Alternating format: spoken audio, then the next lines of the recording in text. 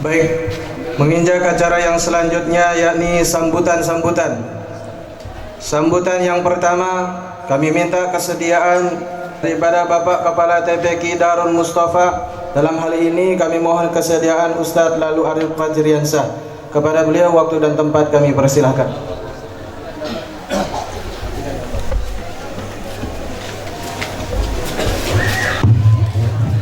Bismillahirrahmanirrahim.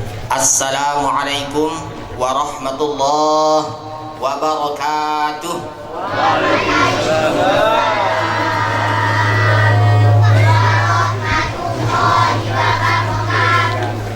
Alhamdulillahi rabbil alamin. Allahumma salli ala sayyidina Muhammad wa ala ali sayyidina Muhammad.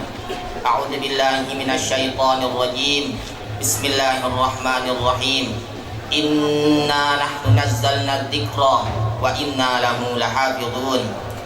Wa qala an-nabi sallallahu alaihi wasallam, khairukum man ta'allama al-Qur'an wa 'allama. Masih semangat nggih? Yang hormati, yang kita muliakan guru kami Al-Walid, pimpinan Pondok Pesantren Darul Mustafa Al-Habib Ibnu Umar Baharun, yang kami muliakan Al-Habib Abuya Abdul Aziz bin Agil dimanapun beliau berada.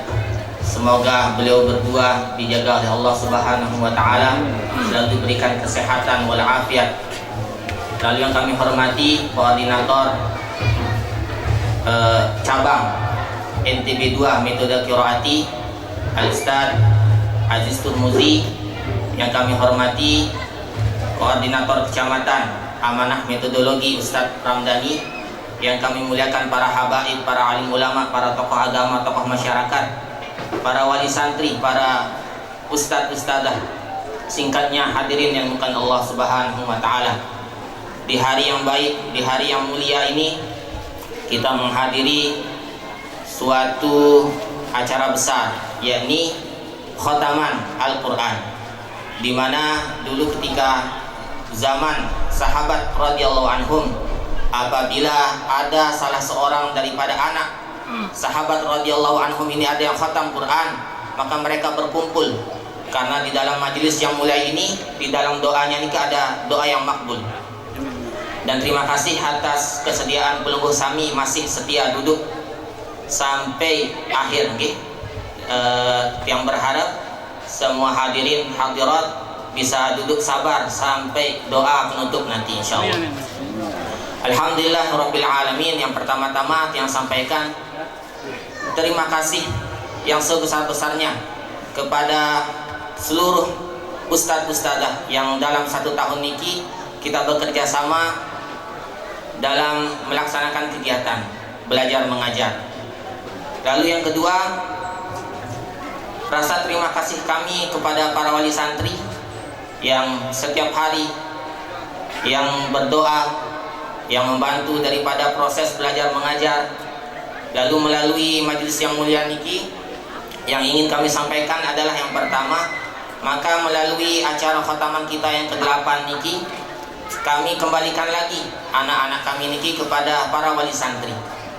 Lalu yang kedua yang ingin kami sampaikan adalah tentunya permohonan maaf yang sebesar-besarnya apabila dalam kegiatan belajar mengajar selama ini tentu ada perbuatan, perkataan yang kurang baik ataupun kurang pas daripada guru-guru kami di TPQ maupun di pondok. Melalui majelis yang mulia niki, yang perwakilan daripada seluruh elemen TPQ Darul Mustafa maupun Pondok Pesantren Darul Mustafa memohon maaf yang sebesar-besarnya kepada seluruh wali santri. Lalu yang terakhir, izinkan kami sebagai kepala TPQ memberikan pesan kepada anak-anak kami. Pesan yang pertama kepada wali santri, mohon untuk dijaga bacaan maupun hafalan anak-anak kita nanti ketika di rumah. Para khatimin dan khatimat, siap semua ngaji 1 juz di rumah ya, insya Allah. 1 juz. Ya, mohon bantuan kepada ibu bapak wali santri untuk mengontrol dan menjaga hafalan bacaan anak-anak kita niki minimal 1 juz per hari di rumah. Yang kedua, pesan dari kami adalah khusus kepada khatimin maupun santri putra untuk menjaga daripada sholat. Yang pertama di masjid, di awal waktu dan secara berjamaah. Aniki mohon untuk kita kerjasama. Di pondok sudah kita tertibkan untuk sholat. Nanti giliran pelungguh para wali santri itu di rumah, khusus kepada yang putra, bagaimana menjaga sholat 5 waktu berjamaah di masjid. Amin. Pesan kami yang terakhir adalah bagaimana seluruh khotimin dan khotimat maupun seluruh santri putra dan putri untuk menambah daripada kebaktiannya kepada orang tua. Mungkin melalui kesempatan yang mulia niki juga kami meminta doa kepada seluruh hadirin dan hadirat yang hadir untuk mendoakan kami di pondok pesantren, semoga kami diistiqomahkan dalam berkhidmat kepada Al-Quran. Oke, dan mungkin niki saja yang bisa kami sampaikan. Lebih kurangnya mohon dimaafkan. Wabillahi taufiq wal hidayah. Wassalamualaikum warahmatullahi wabarakatuh. Waalaikumsalam warahmatullahi wabarakatuh. Si sampai doa. Jazakallah khairul jaza. Mengucapkan kepada Bapak Kepala TPK yang telah berkenan memberikan sambutan serta nasihatnya. Sambutan selanjutnya kami minta daripada perwakilan wali santri. Dalam hal ini kami minta kesediaan dari Bapak Haji Mahiruddin. Kepada beliau waktu dan tempat kami persilahkan.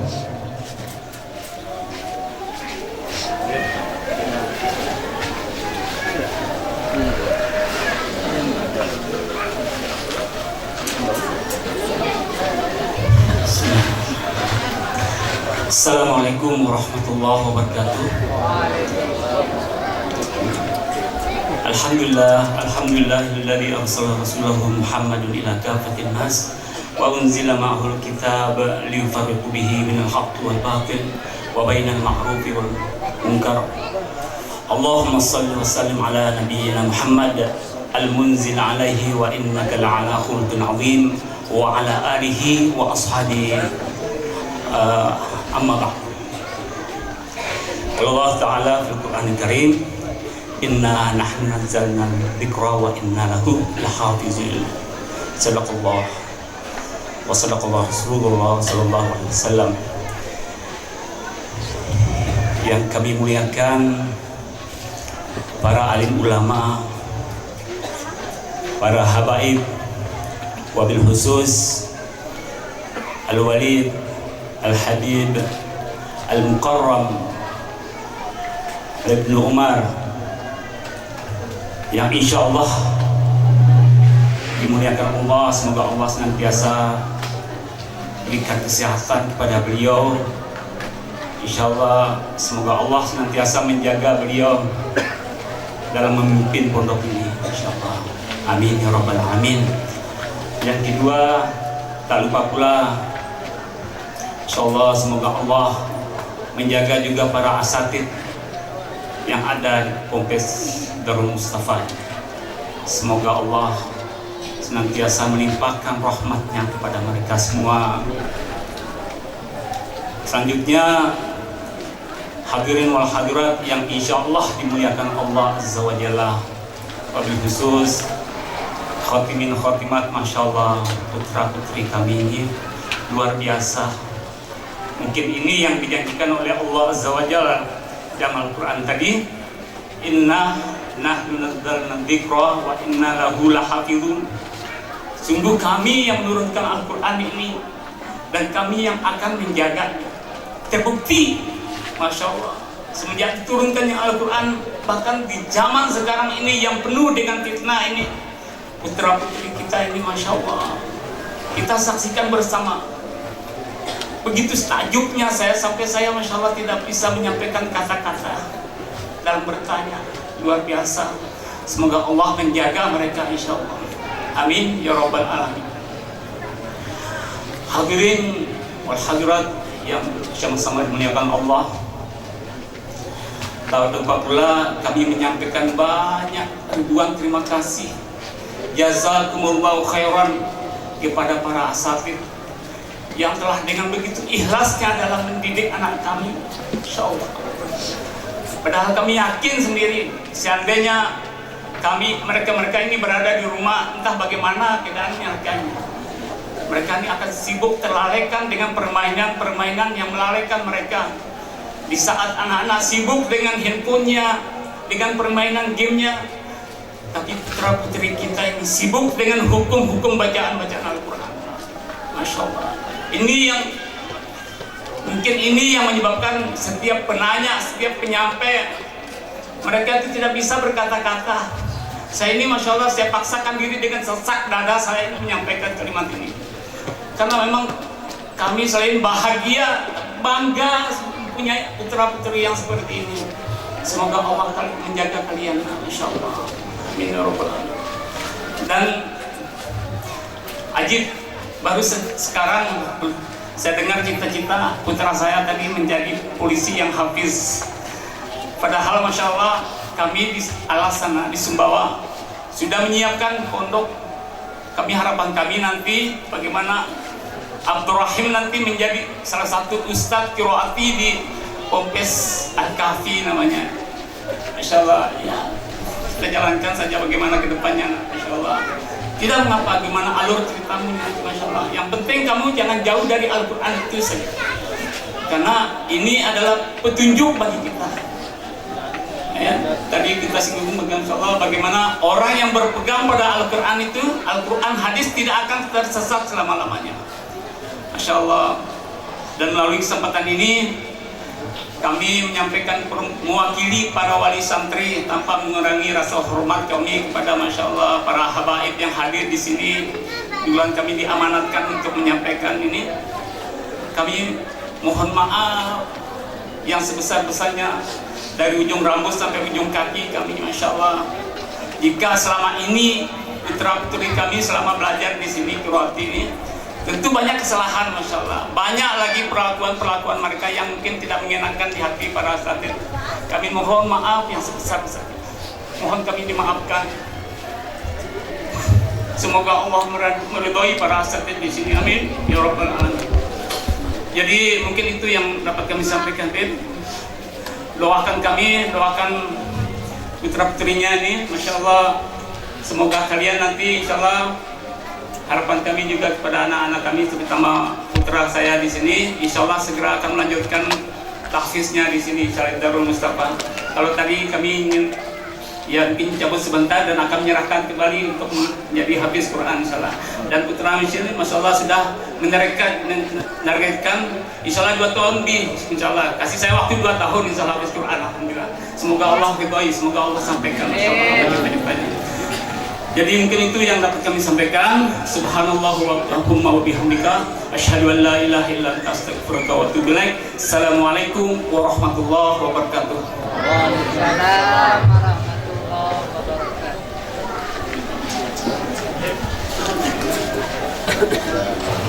Terima kasih banyak kami ucapkan kepada Bapak Haji Mahiruddin yang telah berkenan memberikan sambutan. Sambutan selanjutnya kami minta kesediaan kepada perwakilan dari Koordinator Pendidikan Al-Quran Metode Kiroati Cabang NTB 2. Dalam hal ini kami mohon kesediaan kepada Ustadz Aziz Turmudi. Kepada beliau waktu dan tempat kami persilakan.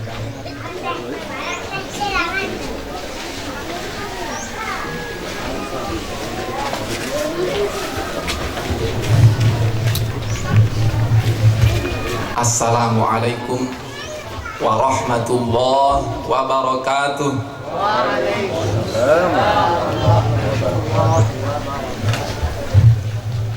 Assalamualaikum warahmatullahi wabarakatuh. Waalaikumsalam warahmatullahi wabarakatuh. Alhamdulillah wassalatu wassalamu ala Rasulillah. La haula wala quwwata illa billah, ma ba'd. Pertama-tama mari kita sama-sama bersyukur kita kepada Allah Subhanahu wa taala yang mana sampai saat ini kita masih diberikan keafiatan dan dapat menghadiri daripada undangan TPQ Darul Mustafa dalam acara khotaman dan imtihan ke-8 yang tentunya banyak di antara kita yang masih belum memiliki kesempatan untuk menghadiri acara-acara seperti ini. Sholawat serta salam tak lupa kita sampaikan kepada Nabi kita Muhammad sallallahu alaihi wasallam beserta keluarga, sahabat dan pengikutnya hingga hari kiamat nanti. Yang kami muliakan Habib Ibnu Umar Baharun, pimpinan Pondok Pesantren Darul Mustafa, para alim ulama, tokoh agama, tokoh masyarakat yang kami muliakan pula, Bapak Ibu wali santri yang sangat berbahagia, dan anak-anak khotimin dan khotimat yang kami banggakan. Hadirin wal hadirat, segenap tamu undangan yang tentunya turut berbahagia hadir di tengah-tengah acara ini. Kami dari koordinator cabang pendidikan Al-Quran metode Qiraati NTB 2, alhamdulillah pada bulan Shafar lalu telah melaksanakan program imtihan akhir santri, yang mana ini merupakan jenjang terakhir daripada anak-anak kita secabang NTB 2. Cabang NTB 2 ini Lombok sampai Sumbawa, berjumlah sebanyak 491 anak dari 21 lembaga. Dan alhamdulillah tahun ini angka ketidaklulusan lumayan bertambah. Yang dulunya hanya 1-2 anak, sekarang yang belum lulus sebanyak 14 orang anak. Ini tamparan keras tentunya untuk kami yang berada di koordinator cabang, yang menjadi penguji akhir daripada perjalanan anak-anak kita di seluruh lembaga di NTB. Kenapa demikian? Bapak Ibu mungkin sering mendengar bahwa di Qiraat itu ada slogan murid fotokopi guru. Pernah dengar ya Bapak Ibu? Murid fotokopi guru. Jadi kalau muridnya salah, pasti yang salah gurunya. Gak mungkin salahnya anak, karena yang kita tahu adalah anak itu sebuah wadah yang perlu diisi, atau media yang harus dibentuk, bukan sudah terbentuk. Nggak ada anak lahir langsung bisa lari, langsung bisa ngomong, tapi dia dibentuk, dibimbing. Kalaupun ada mungkin 1 di antara sekian juta anak ajaib, baru lahir langsung lari, langsung bisa ngomong. Tapi secara umum anak itu media Bapak Ibu sekalian, sebuah wadah yang harus diisi. Kalau diisi atau tukang isinya salah ngisi sesuatu, ya isinya juga salah. Kalau yang dibentuk maunya seperti apa, yang membentuk itu salah, hasilnya pasti salah. Sehingga apapun yang terjadi pada anak didik kita, maka kembalinya kepada gurunya, kepada pendidiknya. Kami selalu mengingatkan teman-teman Dewan Guru secabang NTB 2 bahwa perbanyaklah untuk kita mengevaluasi diri, mengevaluasi lembaga kita terlebih dahulu, baru kepada luar dari lembaga. Dan terkadang di sini perlu juga diperhatikan oleh Bapak Ibu wali santri, karena tidak semuanya tertuju kepada dewan guru semata. Peran orang tua juga itu mempengaruhi daripada keberhasilan anak-anak. Kami mendapatkan pelajaran dari guru kita bahwa kalau diibaratkan gambar antara guru, orang tua, dan anak itu seperti segitiga, Bapak Ibu. Segitiga yang mana yang berada di puncak itu adalah anak-anak kita. Sementara di sudut kiri dan kanan yang menyangga daripada puncak itu adalah Bapak Ibu wali santri dan gurunya. Ketika satu saja yang bekerja, satu saja yang berpikir, maka bagaimana akan menopang anak itu sampai ke puncak?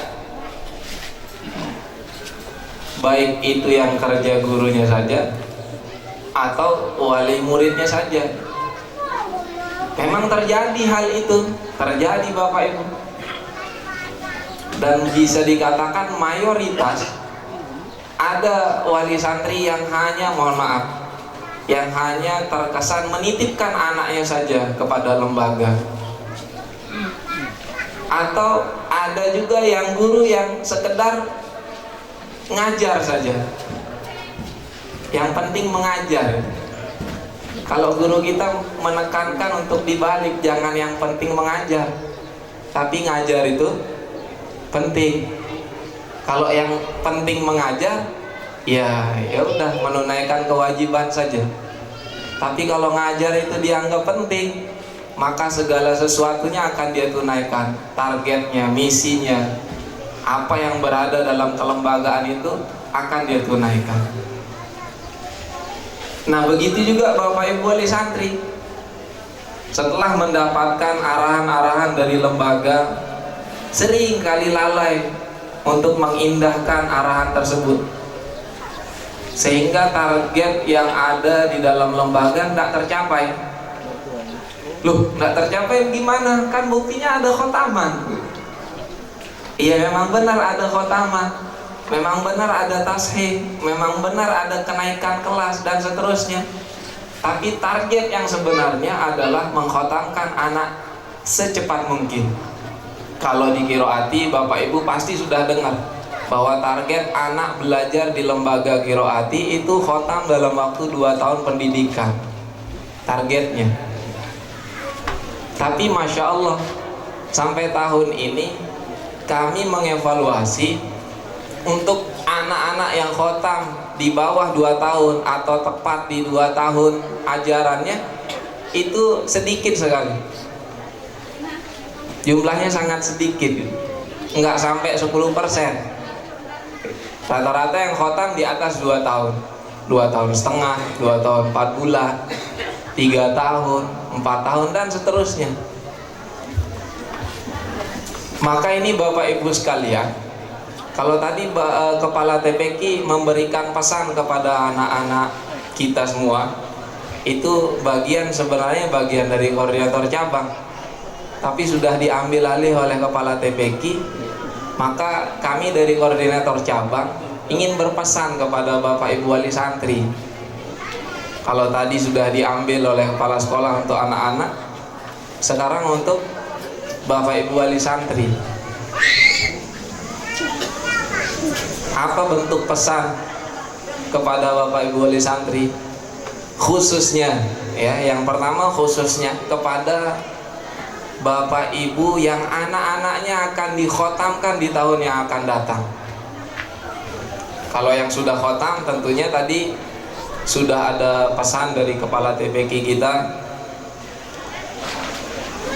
untuk bagaimana menjaga kualitas bacaan anak-anak kita pasca dikhotamkan ini. Dan tentunya kebahagiaan Bapak Ibu yang anak-anaknya dikhotamkan saat ini tidak henti sampai di sini saja.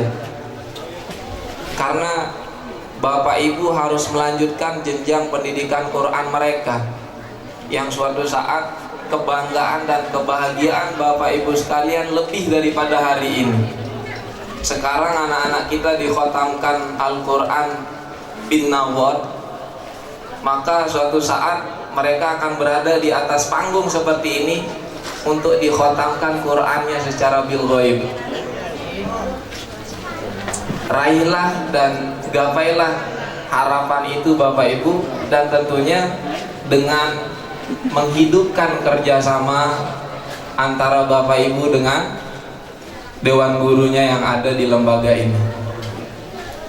Kemudian untuk terkhusus Bapak Ibu yang tahun yang akan datang akan dikhotamkan anak-anaknya, lebih aktiflah untuk berkomunikasi dengan dewan guru dalam pencapaian anaknya sehari-hari, harian Bapak Ibu sekalian. Dipantau, diperhatikan, ya walaupun mungkin mayoritas di sini santrinya mukim gitu, anak-anak Bapak Ibu mukim. Tapi sekarang enak, sudah ada media, handphone, ya, untuk Bapak Ibu berkomunikasi dengan para asatizahnya. Tanyakan, minimal 1 minggu sekali atau 2 minggu sekali atau selambat-lambatnya 1 bulan sekali, telepon Bapak Ibu, tanya, Ustadz, Ustazah, anak saya sudah kelas berapa? Ini untuk memantau perjalanan anak-anak Bapak Ibu sekalian, yang mana perhatian seperti ini terkesan kecil, sepele, tapi pengaruhnya luar biasa. Pengaruhnya sangat luar biasa. Walaupun Bapak Ibu sekedar menanyakan, Ustadz, anak saya sudah halaman berapa? Dia Elmin hari ini, katakan, oh di mana salahnya Ustadz? Minimal pertanyaan-pertanyaan itu tersampaikan ke gurunya, dan Bapak Ibu tentunya akan menyambung hal itu dengan doa hari-hari. Semoga anak-anaknya diberikan kemudahan dalam menerima ilmu. Itu bentuk daripada hubungan Bapak Ibu dengan dewan gurunya, walaupun jauh. Apalagi bisa tatap muka setiap hari, artinya yang mengantar jemput. Dan ini jarang sekali Bapak Ibu, bahkan sudah hilang semenjak 2015 ke atas. Mulai 2015 itu sudah hilang hubungan wali santri dengan lembaga. Jadi terkesan Bapak Ibu wali santri itu sekedar mengantar jemput anaknya saja. Ini umum Bapak Ibu, se-NTB, dari Lombok sampai Sumbawa. Tapi yang menjemput kemudian datangi gurunya, Ustadz, anak saya tadi dapat apa? Atau minimal nanti sampai rumah dia buka buku prestasi anaknya, dia lihat, oh anaknya dapat L atau L-min, sehingga besok ketemu gurunya dia evaluasi. Itu sedikit sekali yang seperti itu. Nah, hal seperti inilah yang menghambat target kita untuk bisa khotam selama 2 tahun. Rata-rata lebih dari 2 tahun. Bahkan yang kami sayangkan, kasihan anak-anak setelah berada di kelas akhir itu menunggu 1 tahun lagi untuk mengikuti khotaman Al-Quran seperti ini, atau sebelumnya imtaz, ujian akhir santrinya. Kenapa? Karena targetnya tidak tercapai. Maka Bapak Ibu wali santri terkhusus yang dalam persiapan khotam tahun yang akan datang, mohon untuk mengaktifkan ya, hubungan Bapak Ibu dengan dewan guru yang ada di lembaga Darul Mustafa, sehingga targetnya betul-betul di tahun yang akan datang bahwa Bapak Ibu itu benar-benar anaknya masuk dalam target khotam. Kalau teman-teman lembaga itu sudah diseragamkan Bapak Ibu sekalian bahwa anak mulai jilid 6 dari bulan Safar kemarin selesai ujian, maka anak-anak yang berada di jilid 6 sampai kelas akhir, itulah target atau jumlah anak yang harus khotam di tahun yang akan datang. Jadi bisa dihitung dari sekarang ya, kepala TPQ, teman-teman dewan guru yang ada di Darul Mustafa, dari sekarang bisa dihitung berapa jumlah anak mulai jilid 6 sampai kelas finishing jika ada. Nah, itu yang akan menjadi anak khotam yang di tahun yang akan datang. Dan tentunya ini perlu dukungan daripada guru kita yang ada di sini. Harus beliau tahu target khotam yang di tahun yang akan datang, supaya beliau benar-benar juga menjaga guru-gurunya di sini lebih perhatian dalam program kekiroatian. Jadi bukannya menurun nanti, karena kasus yang terjadi di setiap lembaga itu bisa khotamnya jalan di tempat, bisa menurun, bisa juga meningkat. Dan bentuk prestasi pencapaian lembaga adalah ketika terjadi peningkatan jumlah anak yang khotam. Kalau tahun pertama itu 2 orang, maka tahun yang akan datang berlaku kelipatan menjadi 4 bahkan lebih. Targetnya berapa di kiroati anak yang harus khotam? Targetnya adalah 20% dari jumlah santri di lembaga tersebut. Kalau punya 100 orang berarti 20 orang harus khotam, Bapak Ibu. Nah, ini semua harus diketahui dan dipahami oleh seluruh elemen yang ada di lembaga kiroati. Siapa saja? Orang tua, wali santri, dewan guru, kemudian pimpinan yayasan, ya, atau guru-guru yang membina daripada lembaga tersebut. Ini harus tahu, supaya guru-guru yang ada di lembaga tersebut ini mendapatkan masukan-masukan, suntikan-suntikan, motivasi-motivasi supaya bisa mencapai target tersebut. Karena Bapak Ibu sekalian, ketika kita bersantai-santai saja, maka kita akan semakin tertinggal jauh. Kenapa demikian? Masya Allah, Alhamdulillah, di Lombok sampai Sumbawa bahkan kita sudah sekarang mulai membina anak usia dini. Usia dini yang di sini bukan 4 tahun lagi, Bapak Ibu sekalian, sebagaimana yang sudah kita jalani di tahun 2019 yang lalu. Bahkan ada yang mulai 2018 menerima umur 4 tahun. Sekarang anak yang dibina, yang kita galakkan di NTB 2, yaitu anak mulai ngaji umur 3 tahun. 3 tahun mulai mengaji, target khotam paling lambat usia 6 tahun. Sebelum usia SD, anak-anak kita sudah khotam Al-Quran bin Nawar, tahsinul Qurannya selesai. Sehingga masuk usia SD, anak sudah mulai menghafal Quran. Alhamdulillah, dari 26 lembaga secabang NTB 2, sekarang sudah ada 4 lembaga yang membina anak usia 3 tahun. Di Sumbawa 1, Lombok Barat 1, kemudian di kota itu ada 2 lembaga, yang mana alhamdulillah boleh dikatakan ya, walaupun molor 1 bulan, kami mengawal daripada pembinaan ini. 1 lembaga itu dikatakan berhasil pencapaiannya. Dalam 8 bulan anak-anak sudah berada di jilid 4, Bapak Ibu sekalian.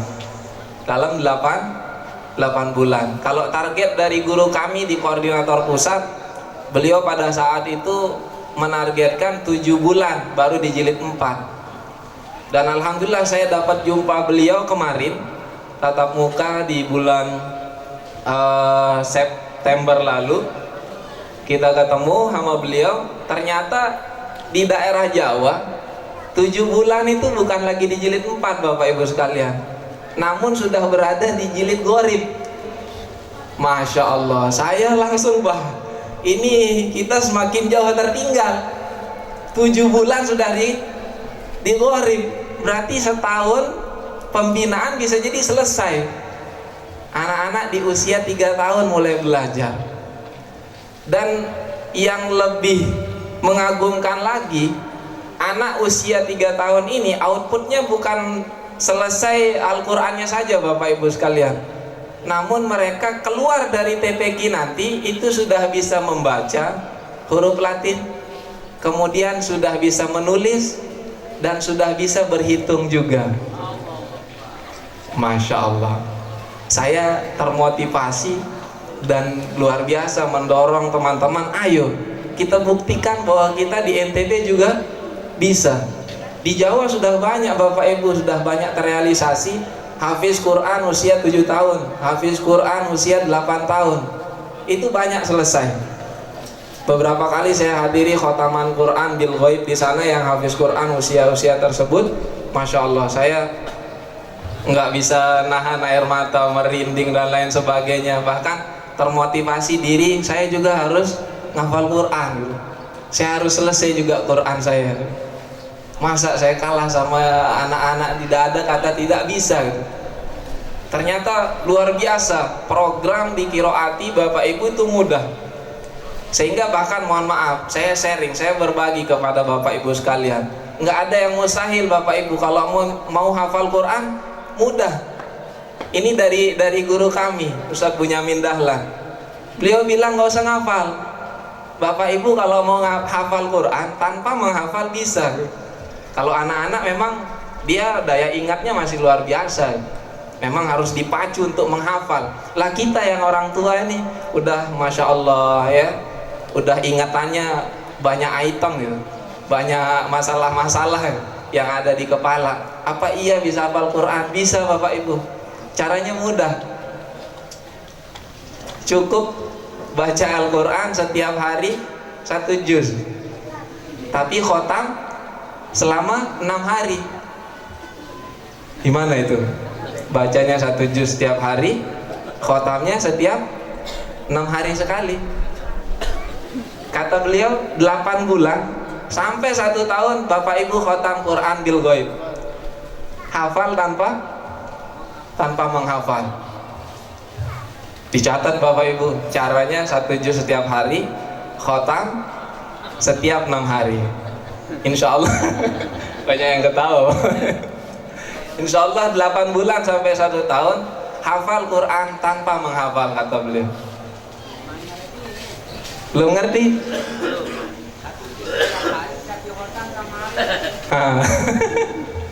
1 juz setiap hari, tapi khotamnya 6 hari sekali. Itu maknanya setiap hari bacanya 5 juz Bapak Ibu sekalian. 1 juz ba'da subuh, 1 juz ba'da zuhur, 1 juz ba'da asar, 1 juz ba'da maghrib, 1 juz ba'da isya. Jadi 5 juz dikalikan 6 hari 30 juz. Dan itu Bapak Ibu istiqomahkan selama 8 bulan, maka insya Allah kata guru kami, Bapak Ibu akan hafal tanpa menghafal. Logikanya bagaimana? Kok bisa gitu? Setiap 6 hari Bapak Ibu akan jumpa dengan dengan ayat yang sama. Setiap 6 hari sekali akan ketemu dengan ayat yang sama. Alif Lam Mim, dzalikal kitabul la raiba fihi, hudal lil muttaqin. Itu 6 hari sekali Bapak Ibu akan ketemu dengan ayat-ayat itu. Bahkan kata beliau sak halamannya, posisi ayat Bapak Ibu akan hafal tanpa menghafal. Kemudian logika yang kedua, bagaimana kok bisa gitu? Pak, Bu, saya pernah menanyakan hal ini juga. Kok bisa Ustaz? Saya ditanya balik sama guru saya. Ente hafal surah Al-Fatihah mulai umur berapa, kata? Saya bilang enggak ingat, enggak tahu gitu. Tiba-tiba saja hafal gitu. Bapak Ibu hafal surah Al-Fatihah umur berapa? Masih ingat? Lupa mungkin. Tiba-tiba hafal kan? Kebanyakan kita tiba-tiba hafal gitu. Karena masa kecil kita ngaji sama orang tua, dengar sering gitu. Bahkan orang yang sering yasinan tiba-tiba hafal surah Yasin. Ajib, dibagiin sama tamu tuan rumah surah Yasin. Nah, saya udah hafal. Hafalnya baca bersama gitu. Tapi kalau disuruh di sini coba bacain surah Yasin, mungkin lompat-lompat. Tapi kalau baca bersama hafal, itu menandakan bahwa semakin kita sering membaca, maka kita akan semakin hafal tanpa kita harus hafal. Capek-capek menghafal. Nah, logika berikutnya apa? Anak-anak Bapak Ibu, coba lihat anak-anak kita yang mungkin di sini umurnya udah masuk usia mendekat remaja ya. Kalau anak-anak kecil itu tiba-tiba dia hafal surah-surah, hafal doa-doa masnunah. Karena apa? Hari-harinya dia dengarkan, dia baca secara bersama, walaupun hurufnya belum benar. Itu PR untuk lembaga memperbaiki di kelas-kelas atas ketika anak sudah selesai di makhorijul hurufnya, terutama di jilid 4 ke atas itu sudah biasanya mulai dibenahi. Itu hafal tanpa menghafal. Bukti daripada menghafal itu tidak ada beban sebenarnya. Intinya semakin dekat kita, semakin sering kita duduk sama Al-Quran, maka semuanya akan mudah. Maka Bapak Ibu bukannya sulit ngafal Quran, insya Allah mudah selama kita mau menyiapkan waktu kita untuk duduk sama Quran. Insya Allah Bapak Ibu bisa hafal juga, walaupun dengan aktivitas yang luar biasa banyak di luaran sana. Itu ketika Bapak Ibu luangkan waktu, insya Allah selesai. Kalau 5 juz Bapak Ibu cuma butuh waktu 5 jam saja, dan bisa dicicil sejam.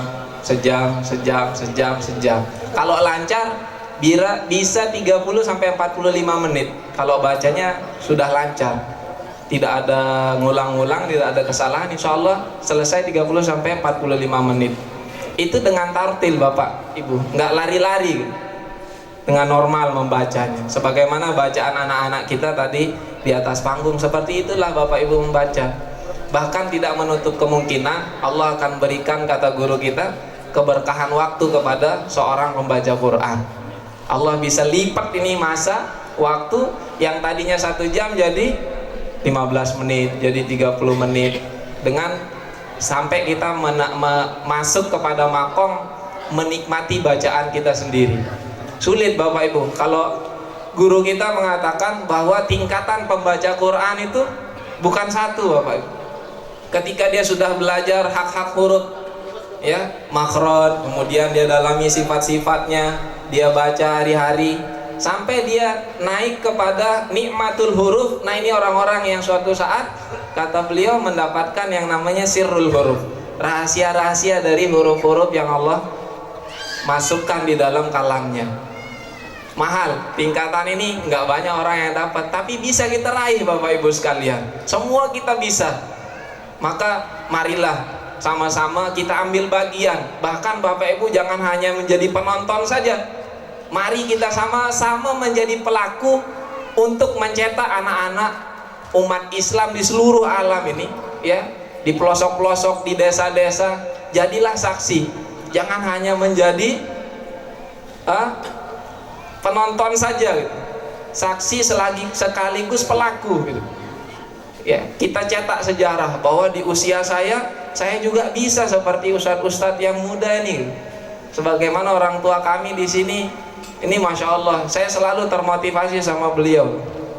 Beliau orang tua yang paling senior di angkatan selama saya membimbing teman-teman calon guru. Waktu beliau di angkatan yang keberapa gitu saya lupa, beliau umurnya pada saat itu 70 tahun. Semangatnya luar biasa. Orangnya ada di tengah-tengah kita Bapak Ibu sekalian. Ada Bapak Ustadz Arkan namanya Ustadz Arkan. Itu luar biasa. Semenjak itu saya share, saya bagikan ke teman-teman lembaga, banyak bermunculan orang-orang tua walaupun belum bisa menyaingi beliau dalam usianya Bapak Ibu. Dalam usianya masih rata-rata di bawah beliau saja. Ada yang 60 tahun, 68 tahun kemarin yang saya jumpai. Kemudian yang kemarin selesai lulus tasih juga umurnya 55 tahun. Masih bisa Bapak Ibu sekalian. Kalau saya pribadi berprinsip, mohon maaf Bapak Ibu sekalian, jangan berkecil hati kalau udah umur. Saya prinsipnya apa? Selama, mohon maaf, gigi Bapak Ibu sekalian masih utuh, insya Allah bisa dibina menjadi guru Al-Quran. Maka mari saya mengajak kepada kita semua, manfaatkan TPQ Darul Mustafa yang ada di Gerunung Raya Lombok Tengah ini sebagai wadah bahwa Bapak Ibu juga bisa menjadi pelaku untuk mencetak generasi-generasi Qurani, melahirkan anak-anak yang khotam di usia sekecil mungkin, bahkan bisa mengirim mereka sampai ke jenjang hafal Quran, bahkan bisa ke tingkat hafal hadis Nabi Shallallahu Alaihi Wasallam, sehingga mereka keluar dari lembaga-lembaga pendidikan seperti ini, maka mereka betul-betul terjaga. Tidak ada yang bisa nanti menghalau mereka kecuali dari kelalaian mereka sendiri, ya, yang mana kita sudah hidup di era digitalisasi, semua serba mesin, semua serba ketak-ketik datang, ya, udah nggak capek-capek lagi sekarang. Nah, ketika itu anak-anak kita salah menggunakan, memanfaatkannya, maka insya Allah anak-anak kita bisa rusak. Bahkan tidak sedikit para penghafal Quran itu sudah meninggalkan Qurannya untuk urusan dunia. Maka kita berdoa kepada Allah Subhanahu wa taala, mudah-mudahan anak-anak kita juga dijaga, dijauhkan dari hal-hal yang seperti itu. Saya ingin mengutip kalam daripada guru kami Al-Ustadz Kiai Haji Bunyamin Dahlan sebagai motivasi kita semua. Mudah-mudahan ini membawa semangat, baik itu orang tua yang muda, apalagi jangan sampai kalah sama orang tua untuk mau mengambil bagian berkhidmat kepada Quran. Berkhidmat ini bukan hanya mengajar saja Bapak Ibu. Tukang sapu, kata guru kami, sapu TPQ, membersihkan tempat anak-anak ngaji, menyediakan, memfasilitasi, itu termasuk bagian daripada orang-orang yang berkhidmat kepada Al-Quran. Beliau mengatakan orang yang berkhidmat kepada Al-Quran sudah pasti bertadarus Quran. Sedangkan orang yang selalu bertadarus Al-Quran belum tentu berkhidmat kepada Al-Quran.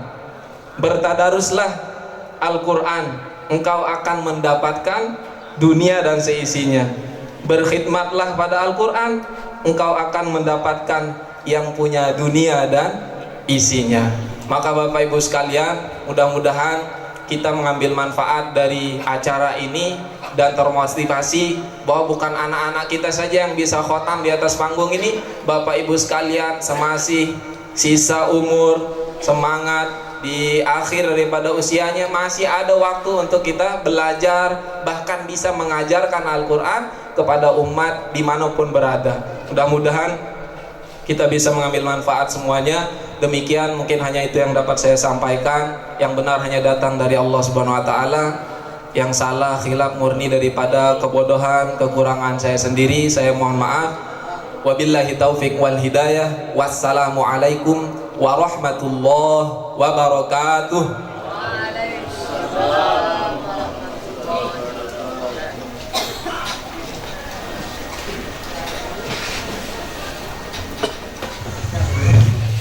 Terima kasih kami ucapkan kepada Ustaz Aziz Turmuti yang telah berkenan memberikan sambutan serta nasihat. Acara selanjutnya yakni penyerahan ijazah dan musafahah kepada para khatimin dan khatimat.